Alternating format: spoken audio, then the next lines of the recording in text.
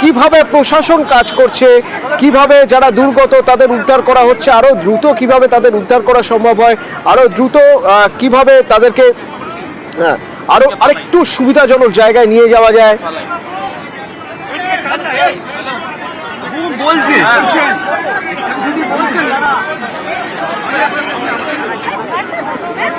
এই জলটা আজ বেলা উদয়নারায়ণপুর অঞ্চল এবং পাঁশকুড়া এই অঞ্চল সব জলটা দেখো কিভাবে জল যাচ্ছে।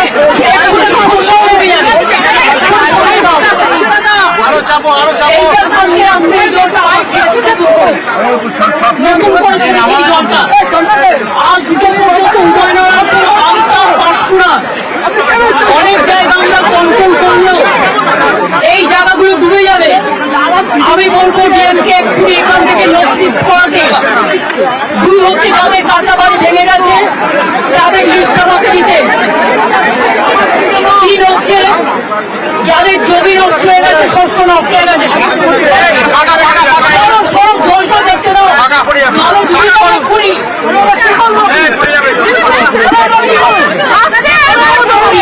যাদের আছে বা শস্য আছে তারা চিন্তা করেন না, তারা শস্য বিমার টাকা পাবেন, পাবেন শস্য বিমার টাকা। আপনারা যতদিন বাড়ি ফিরতে না পারবেন সরকার রিলিফ দেবে, আপনাদের যা সাহায্য করার করবে। এটা ঝাড়খণ্ড জল ছেড়েছে এবং ডিবিসি কেন্দ্রীয় সরকারের সংস্থা আমার মনে হচ্ছে 4,03,000 ছাড়িয়ে গেছে, যা কোনোদিন জীবনে হয়নি। কারণ আমরা 5 লক্ষ পুকুর কেটেছি, আমরা 500 কোটি টাকার চেক ড্যাম করেছি, আমরা কপালেশ্বর কেলেভাই প্রোগ্রামের মধ্যে দিয়ে অনেক এলাকাকে সেভ করেছি। ঘাটাল মাচারঘাট প্ল্যান্ট যেটা পড়ে আছে 10 বছর ধরে, সেটাও আমরা বিপিআর তৈরি করছি, আগামী 2 বছরের মধ্যে করে দেবো। কিন্তু তা সত্ত্বেও যদি এই রেটে জল ছাড়ে আর ডিবিসির জল ধারণ ক্ষমতা এখন মাত্র 36% এসছে, কেন কেন্দ্রীয় সরকার ডিবিসি ড্রেজিং করবে না, ডিসিলটেশন করবে না? ডিবিসির জলে কেন বাংলা ডুববে আমি জানতে চাই, আমরা কৈফিয়ত চাই। ফরাক্কাল ড্রেজিং করে না, বাংলা ডোবে, বিহার ডোবে। আর ডিবিসি ড্রেজিং করে না, বাংলা ডোবে, বাংলায় জল ছেড়ে দিয়ে ঝাড়খণ্ডকে সেফ রাখে। এটা তো ঠিক নয়। বাংলা একটা নৌকার মতো, আর সব জল নেপালে বৃষ্টি হলে উত্তরবঙ্গে ঢুকবে, ভুটানে বৃষ্টি হলে জলপাইগুড়িতে ঢুকবে, আলিপুরদুয়ারে ঢুকবে, কুচবিহারে ঢুকবে, নর্থ বেঙ্গলে ঢুকবে।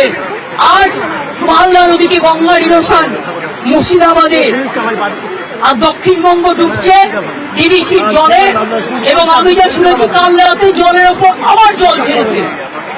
এই জায়গাগুলো ভেজা ছিল না, অনেকটা দূরে ছিল। আমাকে এসপি বললেন, ডিএম বললেন এটা এক্ষুনি হয়েছে। এবং দেখুন এক্ষুনির মধ্যে এতটা ডুবে গেছে। আমি সবাইকে বলবো জলে ঝুঁকি নেবেন না, জল আর আগুনে ঝুঁকি নেবেন না।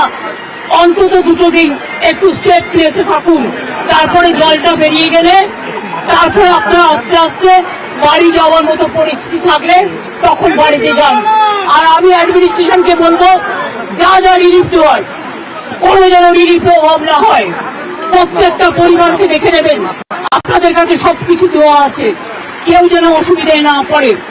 আমি মিদনাপুর পশ্চিম, হুগলি, হাওড়া এবং হাওড়া যাবো আমি এবার, মেদিনীপুর ঘুরে যা দেখলাম তাতে আমি সত্যি শঙ্কিত।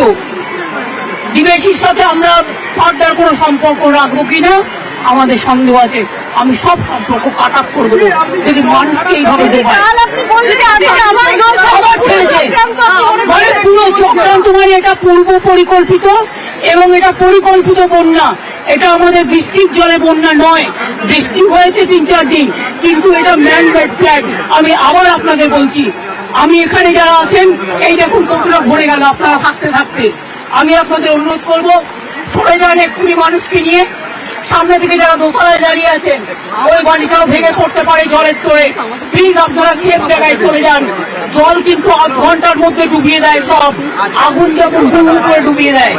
আমরা পাঁশকুড়া থেকে, আমি দেবরাতেও জানি হয়েছে, দেবরা আমি দেখতে দেখতে এলাম, দেবরা, আমি ডিএম কে বলবো, পশ্চিম মেদিনীপুরের ডিএম কে বলতে, দেবরার রিলিফ গুলো পাঠাতে, এমএলএ তো একটু কনফিডেন্স নেবে জেলা পরিষদকে, এবং কেশপুরটাও দেখে নিতে।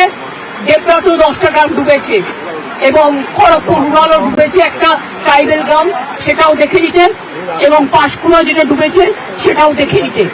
কোন রকম জাতের লোকে না বলতে পারে যে আমি রিলিফ পাইনি। আমি কিন্তু ডাইরেক্ট ডিএম দের দায়িত্ব দেব এবং এসপি কে এটা দেখার জন্য। খরচা করুন, মানুষকে দিন, তাতে যা লাগবে কোনো অসুবিধা হবে না। আমি এখন যাচ্ছি উদয়নারায়ণপুর আমতাকে অ্যালার্ট করতে, কারণ ওখানকার অবস্থা খুব খারাপ, হচ্ছে না, একদম গায়ের জোরে করছে না। আমি তো 10 বছর ধরে ফাইট করছি, আজকে আমি 13 বছর ধরে দেখছি, কিন্তু আগে ছাড়তো 75,000 1 লাখ কিউসেক, এবার ছেড়েছে, ওরা ছেড়েছে 4 লাখ, তেনুঘাট পঞ্চায়েত ছেড়েছে আরো 1.5 লাখ, 5.5 লক্ষ। This is very unfortunate. I do not know Y central government is not this dredging for DVC. Their reservation power now came down about 36% only, and all the water they release for Bengal. Why Bengal will be man-made flooded because of central government irresponsible activities?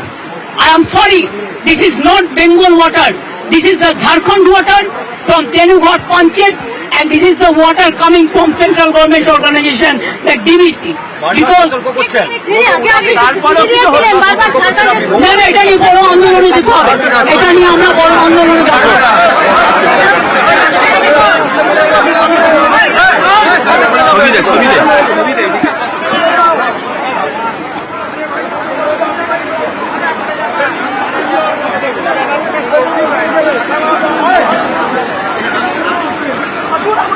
Hello, এখান থেকে রয়েছেন আমার সহকর্মী আবির। আবির, কি অবস্থা ওখানে, কি বলছেন মুখ্যমন্ত্রী মমতা বন্দ্যোপাধ্যায় এবং এলাকার মানুষ? তারাও ঘিরে রয়েছেন মুখ্যমন্ত্রীকে এবং প্রশাসনিক আধিকারিকরা রয়েছেন। পাড়ার কলে জল না আসলো, সাংবাদিক বন্যা, বড় বড় লোকজন সাংবাদিক হয়ে বসে আছে।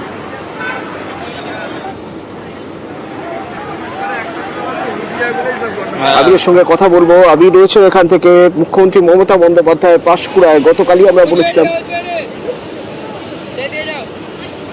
যে ছবি গতকাল ঘাটালে দেখলাম, সেই একই ছবি আজও পাঁশকুড়ায় জলের মধ্যে দিয়েই হেঁটে চলেছেন মুখ্যমন্ত্রী মমতা বন্দ্যোপাধ্যায়, পৌঁছতে চাইছেন দুর্গতদের কাছে। এবং ডিভিসি জল ছেড়েছে, ম্যানমেড বন্যা, এত জল একসঙ্গে আর এর আগে কখনো ছাড়েনি। ধাপে ধাপে জল ছাড়লে এই পরিস্থিতি হতো না। বঞ্চনা করা হয়েছে বাংলার মানুষের, এই দুর্দশার কোনো কারণ ছিল না। তোপ দাগলেন মমতা বন্দ্যোপাধ্যায় এবং জলের মধ্যে দিয়েই এখন তিনি হাঁটছেন। সময় মতো ড্রেজিং করলে, ড্রেজিং এর পর আজকে এই অবস্থা হতে পারতো না। ড্রেজিং করা হয় না এবং একসঙ্গে অনেকটা জল ছাড়া হয়, এর একবার অভিযোগ করলেন মমতা বন্দ্যোপাধ্যায়। এবং পাঁশকুড়ার মঙ্গলদাঁড়ি, এই মঙ্গলদাঁড়িতে সেখানে দুর্গত মানুষজন ছিলেন, সেখানে অপেক্ষা করছিলেন মুখ্যমন্ত্রী আসছেন এটা শুনে। তাদেরকে সরানোর জন্য ব্যবস্থা নিতে বললেন, তারা যাতে রিলিফ সেন্টারে থাকতে পারে এবং যতদিন না পর্যন্ত জল নামবে ততদিন পর্যন্ত রিলিফ সেন্টারে বা ফ্লাড সেন্টারে তাদের যাবতীয় খাওয়ার ব্যবস্থা, সব রকম ব্যবস্থার দায়িত্ব সরকার নেবে আশ্বস্ত করলেন মুখ্যমন্ত্রী মমতা বন্দ্যোপাধ্যায়। কি অবস্থা রাস্তার, গ্রামের কি অবস্থা তা দেখতে জলের মধ্যে দিয়ে হেঁটে যাচ্ছেন মুখ্যমন্ত্রী মমতা বন্দ্যোপাধ্যায়।